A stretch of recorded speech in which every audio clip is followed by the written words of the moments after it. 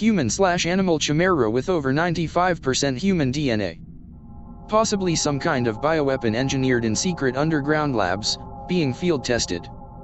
What you are seeing was smuggled out of the UFO Congress in NV in 2009 February. This entity was said to be found in Mexico. The story goes that the people who found it tried to keep it captive, and it chewed off its hands to get free. It was also screaming in a way that scared them deeply. Out of panic they tried to drown it. After 30 minutes they took it out of the water and it was still alive, and became very violent and louder than ever. They again put it back in a bucket of water to kill it for fear of it getting away. After 45 minutes they again took it out and was more pissed off than ever. It was then left in the bucket of water all night and was indeed dead the next morning. The feet are identical to human feet, it has the same amount of teeth and vertebrae as a human, the skull appears to be more like the skulloid pile has than human. This is believed to be a hybrid. It is believed not to have been created by aliens, but instead by humans in a research lab and gotten away. There are now said to be entities 2 feet tall like this seen in the area that are avoiding contact as much as possible with humans. In the short dispatch, the Nebraska news staff report that Mary Ann Carta lives near 138th and Hamilton Streets, and she took some pictures of the animal that she saw. She said it could be a bobcat, but it has her scared about taking her morning walk or allowing her grandchildren to play outside. I was not afraid at the moment. I was in the house, but I was just thinking about yesterday with the grandkids. It was like, what would I have done, Carta said. An expert at the Henry Dorley Zoo is examining the pictures. He thinks it could be a feral cat. What are we to make of the hint of striping on the back? The long canid-like legs? And long thin tail? This particular photo taken by Constable's daughter near a cloudbuster argon energy transmitter is an excellent example of the photographed bioform dash, or skyfish as Trevor calls them. In 1959, Remy van Lierde served as a colonel in the Belgian Air Force at the Kamina Air Base in Belgian-occupied Congo. In the Katanga region of the Democratic Republic of the Congo, returning from a mission by helicopter, he reported having seen an enormous snake as he flew over the forests. He described the snake as being close to 50 feet in length, with a 2-foot wide by 3 feet long triangular head, which, if his estimations were accurate, would earn the creature a place amongst the largest snakes to have ever existed. Colonel van Lierde described the snake as having dark green and brown top scales and a whitish-colored underside. Upon sighting the reptile, he had the pilot turn around and make another pass. At which the serpent reared up the frontal 10 feet of its body head as if to strike, giving him the opportunity to observe its underbelly. However, after flying so low that van Lierde believed it to have been within striking distance of his helicopter, he ordered the pilot to resume his journey, and so the creature was never properly documented, although some reports suggest that an onboard photographer managed to snap a shot of it. The Fresno nightcrawler is a cryptid that has made 2 appearances so far, one in Fresno, California and the other in Yosemite National Park. In both sightings, it's only seen in video footage. However, a man in Poland has claimed to have seen the creature. It also is said to resemble the Carmel area creature. The witness, a 60-year-old ex-Marine yet to be named, and his wife were driving near Carmel on December 12, 2014, when they came up over a hill and saw a 7-tall slender, gray creature which is now known as the Carmel area creature. The witness said the following: "We recently bought a place in the Fort Hill area, in southeast Highland County. We first noticed after about 30 days of living here that we suddenly have a perfect circle that stays fresh green, no matter what weather, in our front yard. On Friday night, the 12th, we were driving home.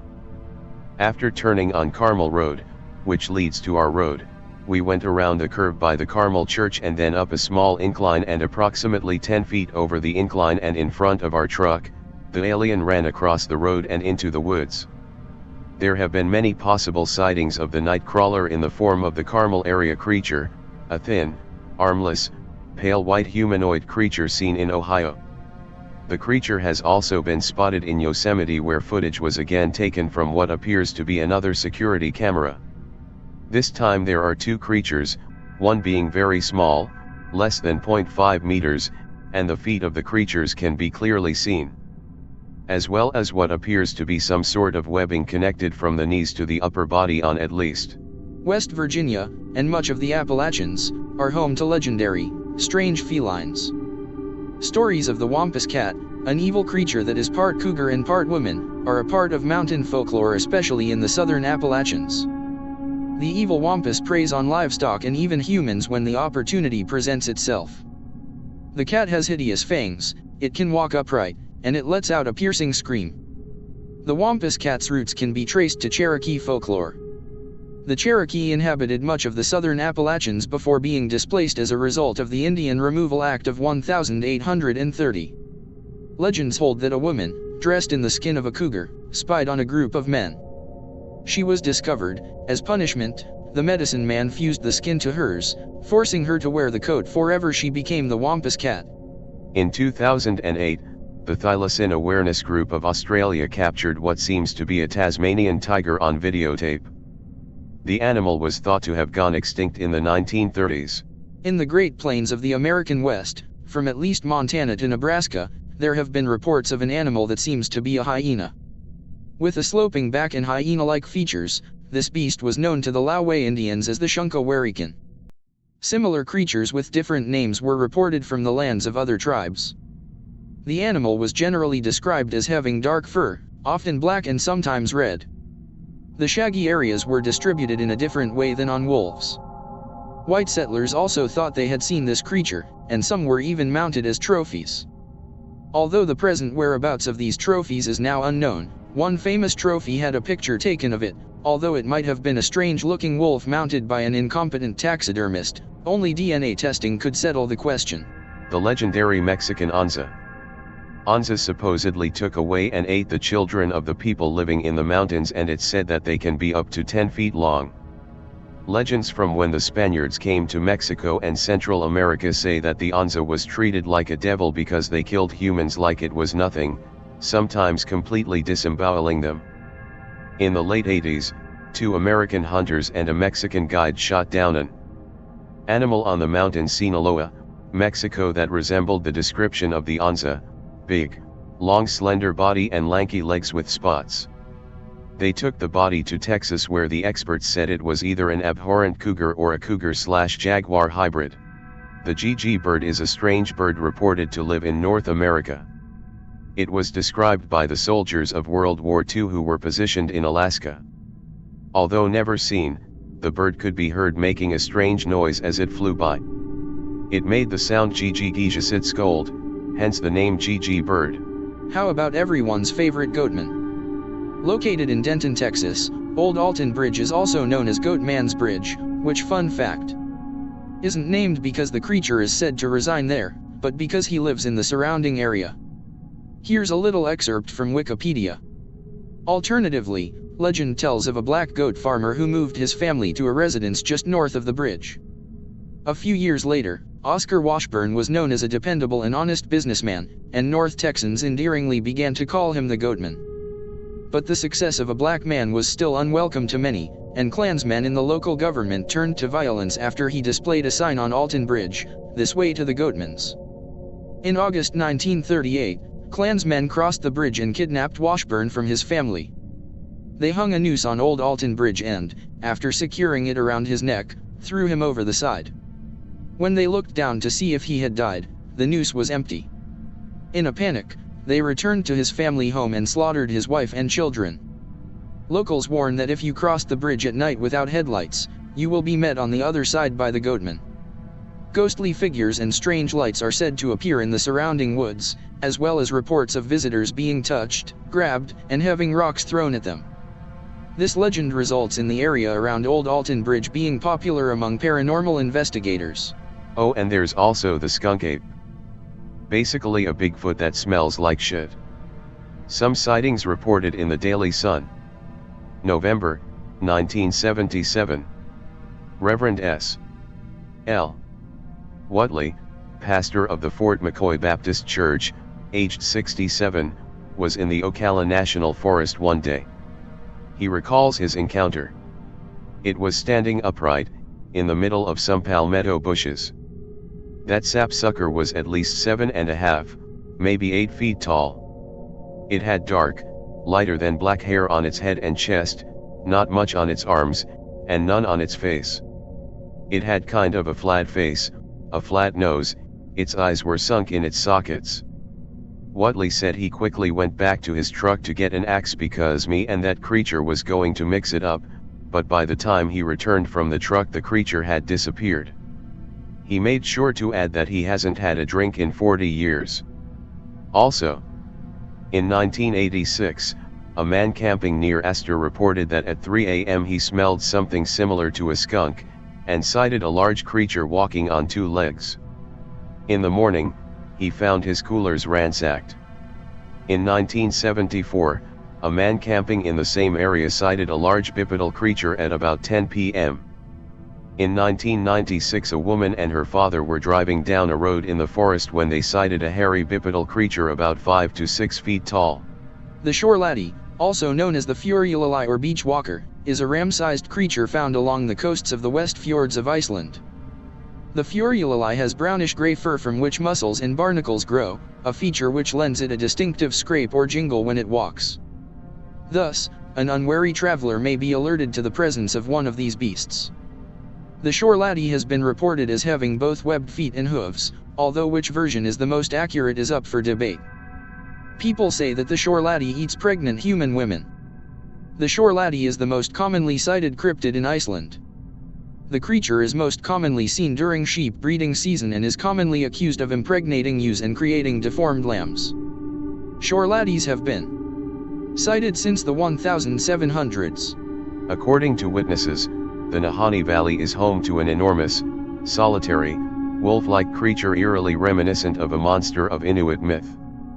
Dubbed the Waheela, this mysterious caniform is believed by some to be a relict amphibian, an ancient, carnivorous, bone-crushing mammal colloquially referred to as a bear dog, supposed to have gone extinct about 8 million years ago.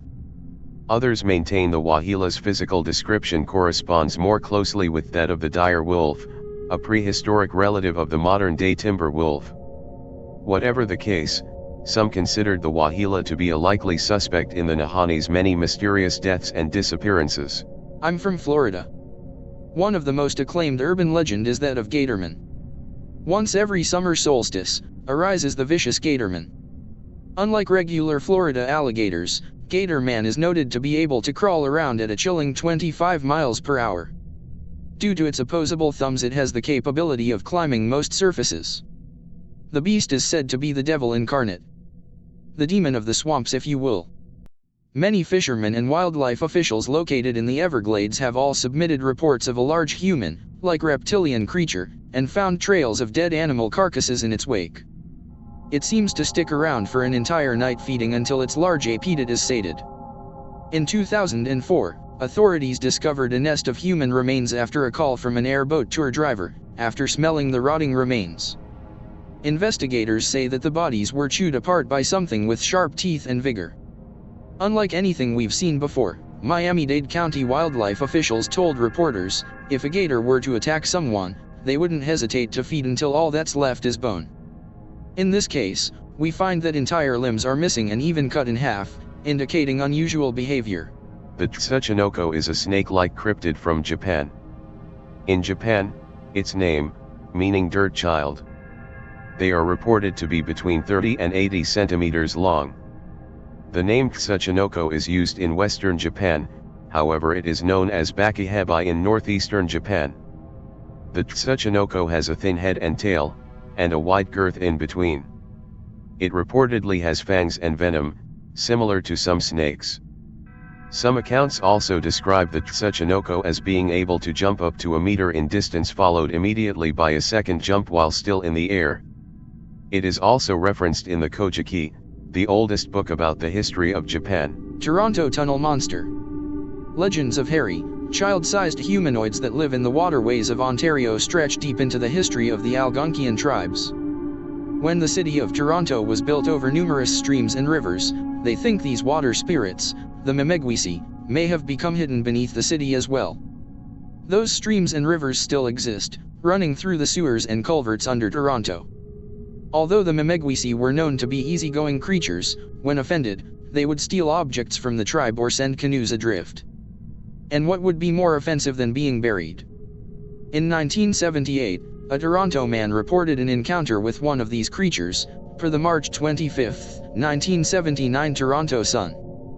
The man, who would only allow to be identified as Ernest, went looking for missing kittens when he crawled about 2 meters into a culvert.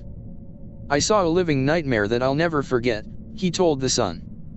The creature was long and thin, almost like a monkey, 3 feet long, large teeth, weighing maybe 30 pounds with slate gray fur. Its eyes glowed orange. The thing hissed at Ernest, telling him to go away before it ran deeper into the darkness. Ernest's wife Barbara told the Sun her husband came back to their apartment visibly shaken. "I believe Ernie saw exactly what he says he did," she said. The Sunday, March 25, 1979. Almost like monkey, eyes orange, red. Tunnel Monster of Cabbagetown. By Lori Goldstein. There's an eerie city lying beneath the streets of Metro, a city none of us knows much about.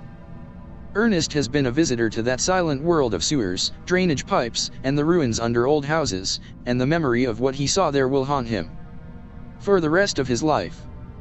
"I wish you'd never come here," he says as he sits in his small, neat Cabbagetown apartment with Barbara, his wife of 19 years.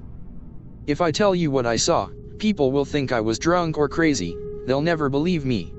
On a summer day last August, Ernest, 51, firmly believes he saw some kind of creature while crawling into a small cave near his Parliament Street apartment looking for a kitten from a litter he'd been caring for. But about 10 feet inside he says he saw a living nightmare he'll never forget. "It was pitch black in there, I saw it with my flashlight.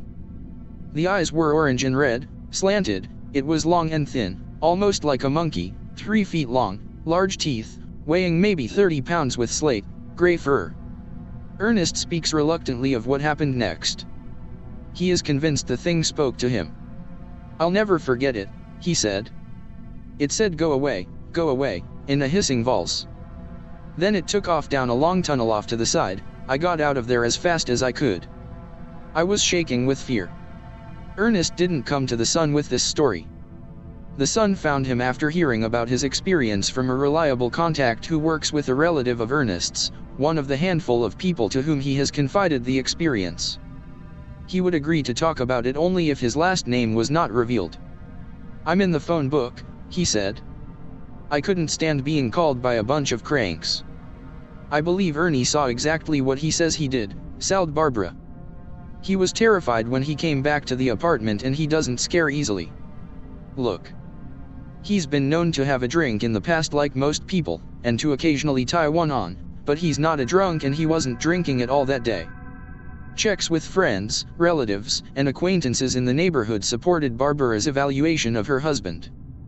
Artist's rendering of cave creature.